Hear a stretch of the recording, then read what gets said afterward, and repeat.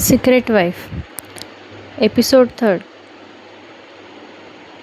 वैदेहीने पटकन तोंडात घास घातला आणि भरभर जेवण करू लागले. पोटात अन्न जाताच तिचं पोट आणि मन दोन्ही तृप्त झाले. इकडे तो सरनाईज विलामध्ये पोहोचला आणि त्याच्या रूममध्ये जाऊ लागला. तितक्यात वेद मागून त्याच्या आईने इरावतीने हाक मारली. मॉम आता परत नाही ते प्रश्न विचारेल या टेन्शनमध्ये त्याने वैतागून केसात हात फिरवला, पण मागे वळला नाही. नॉट नाव मॉम, तो 2 पायऱ्या चढत म्हणाला. वेद, अरे ऐक तरी, तू दुपारी यायला हवं होतं ना, मग इतक्या उशिरा कसा केला? इरावती काळजीने म्हणाली. झाला उशीर, सो व्हॉट? तो मागे वळून इरावतीकडे बघत म्हणाला. काही नाही, पण ऋतुजा तुझी वाट बघून घरी निघून गेली. तू आज तिला डिनरला घेऊन जाणार होता ना? इरावतीने आठवण करून दिली. तसं त्याने डोळे मिटून उघडले आणि नकारार्थी मान हलवली. मी विसरलो, त्याने उत्तर दिलं आणि वर पायऱ्या चढून त्याच्या रूममध्ये निघून गेला. इरावती पण तिच्या रूममध्ये निघून गेली. वेदने त्याच्या रूममध्ये येताच ऋतुजाचे मेसेज चेक केले. Where are you Ved? I am waiting. Call me. What happen Ved? Please call me back. I am worried about you. असे तिचे कितीतरी मेसेज इनबॉक्समध्ये पडलेले होते. I just got home. Let's talk tomorrow. त्याने तिला मेसेज केला आणि मोबाईल बाजूला ठेवून दिला. तसाच बेडवर आडवा झाला. दिवसभराच्या तणावाने त्याला थकवले होते. त्याने एक हात डोळ्यावर ठेवला आणि डोळे मिटून विचार करू लागला. वेद पटवर्धन ग्रुप ऑफ इंडस्ट्रीजचा एकुलता एक वारीस. त्याचे मल्टिपल बिझनेस आहेत, कारण त्याला एकाच बिझनेसमध्ये गुंतून राहायला नाही आवडत. त्याला नुकताच यंगेस्ट बिझनेसमनचा अवॉर्ड देखील मिळाला आहे. बिझनेस इंडस्ट्रीमध्ये त्याचे नाव एक सक्सेसफुल आणि पॉवरफुल बिझनेसमन म्हणून घेतलं जातं. काल तो अशाच एका बिझनेस डीलसाठी जोंधळगाव या छोट्याशा गावी गेला होता. बॉस, ते या गावातील काही लोक तुम्हाला भेटायला आले आहेत, देवाने त्याला इन्फॉर्म केलं. मला भेटायला? का? त्याने फाईलमधून डोकं वर काढून विचारलं. आज आपण जी प्रॉपर्टी विकत घेतली आहे, त्याला लागूनच एक छोटी शेतजमीन आहे. ती तुम्ही विकत घ्यावी अशी त्यांची इच्छा आहे, देवा म्हणाला. त्याचा आपल्याला काहीच उपयोग नाही, त्यामुळे त्यांना नकार दे आणि जायला सांग, त्याने त्याच्या हुकुमी आवाजात सांगितले आणि परत ती फाईल वाचू लागला. ओके बॉस, मी सांगतो त्यांना, देवा म्हणाला आणि लगेच बाहेर निघून गेला. त्याने फाईल नीट पाहिली आणि त्यावर सह्या करून त्याने ती फाईल समोर बसलेल्या बिल्डरला दिली. लवकरात लवकर प्रोसेस करा, कारण मला उद्याच निघायचं आहे, त्याने हुकूम सोडला. तसे सगळे कामाला लागले. त्याने त्याची टाय थोडी सैल केली आणि केबिन बाहेर आला. तसेच 4 गावकरी हात जोडून त्याच्या पुढे उभे झाले. देवा, त्याने वैतागून हाक मारली तसा त्याच्या मागून येणाऱ्या देवाने लोकांना लांब करण्याचा प्रयत्न केला. साहेब, आमचं बोलणं तेवढं ऐकून घ्या, विनंती करतो आम्ही तुम्हासने, ते लोक हात जोडून विनवत त्याला म्हणाले. त्याने त्यांना अडवणाऱ्या देवाला हाताने इशारा करत थांबायला सांगितले. बोला. तो दोन्ही हात पॅन्टच्या खिशात काढून ऐटीत उभा राहत म्हणाला.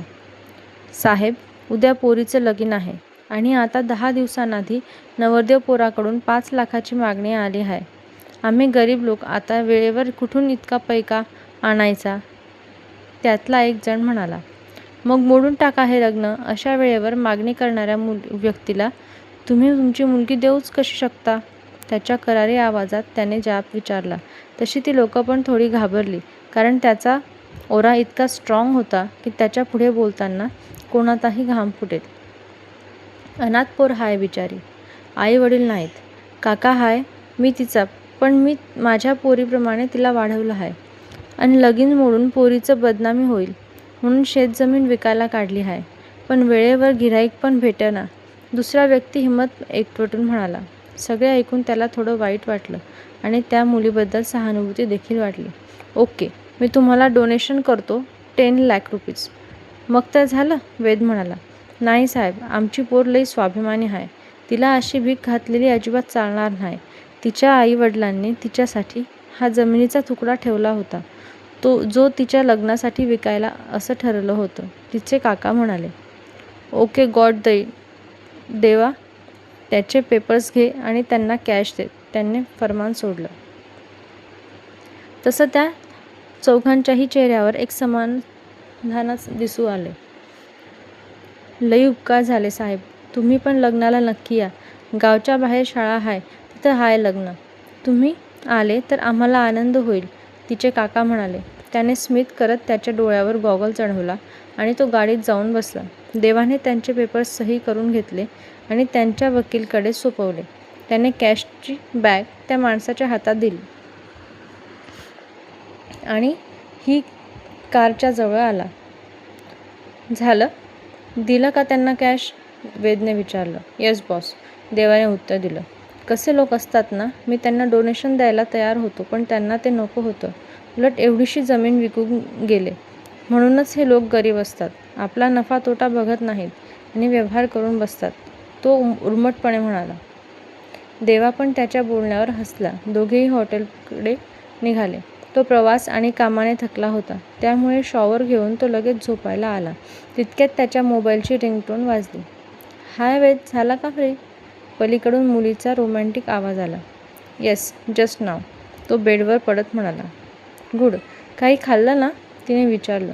ऋतुजा, तू माझ्या मॉमसारखे प्रश्न का विचारतेस? आय डोंट लाईक इट, तो वैतागून म्हणाला. Okay, sorry. I miss you Ved, लवकर ये ना, ती परत रोमॅन्टिक मूडमध्ये म्हणाली. ओके, उद्या काम संपलं की लगेच निघतोय. नेक्स्ट डे ऑफिसमध्ये भेटू, त्याने रुक्षपणे उत्तर दिलं. काय वेद, मी इतकी तुला मिस करते तरी तू हे बोलत नाही की आपण उद्या डिनरला भेटू, डायरेक्ट ऑफिसमध्ये भेटणार का?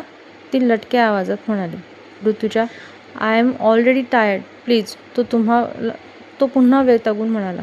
Okay, no problem Ved, you get some rest, bye, good night. पण तरीही आपण उद्या डिनर एकत्र करतोय. I will book the table for us, okay, ती उत्साहाने म्हणाली. ओके, बाय, तो म्हणाला. तिने एक किस करत कॉल कट केला. वेदने फोन बाजूला ठेवला आणि झोपण्याचा प्रयत्न करू लागला. त्याच्या डोक्यात अचानक दुपारी त्या लोकांचं बोलणं आठवलं आणि त्याने लगेच देवाला कॉल केला. येस बॉस, पलीकडून देवा म्हणाला. देवा, उद्या त्या मुलीचं लग्न कुठे आहे? तिथे आपल्याला जायचंय, वेद म्हणाला. देवा त्याच्या बोलण्यावर चकित झाला. लग्नाला? पण ते खूप गरीब लोक आहेत, त्याच्याकडे आपण कसं जाऊ शकता? देव म्हणाला. मला डाऊट आहेत त्यांच्यावर. मुलीच्या लग्नाचा बहाणा करून त्याने मुद्दाम ती जमीन मला विकली असावी, कारण फॅक्टरी सुरू झाली तर त्या शेतात काहीच उत्पन्न होणार नाही, म्हणून ते खोटं बोलले असतील. आणि जर ते माझ्याशी खोटं बोलले असतील ना, तर मी एकेकाला बघून घेईल, तो रागात म्हणाला. ओके बॉस, मी सकाळी इन्फॉर्मेशन काढतो, आपण जाऊया तिथं, देवा म्हणाला. कॉल कट करताच वेदच्या डोक्यात सकाळची प्लॅनिंग सुरू झाली.